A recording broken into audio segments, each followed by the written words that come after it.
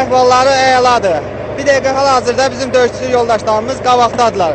Biz də döyüşmüşük. Mən evdəkilərə, öz ailəmə və döyüşçü yoldaşım ailələrimə deyirəm ki, heç nədən narahat olmasınlar. Hər şey yaxşıdır.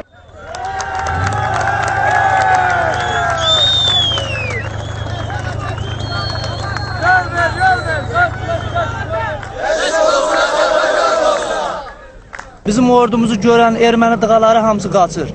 Yəni hər şeylərini tunulub, texnikalarını, toplarını, silahlarını tunulub qaçırlar. Heç kəs Azərbaycan ordusunun gücünü görürlər ki, Azərbaycan ordusu nəyə qadir olduğunu.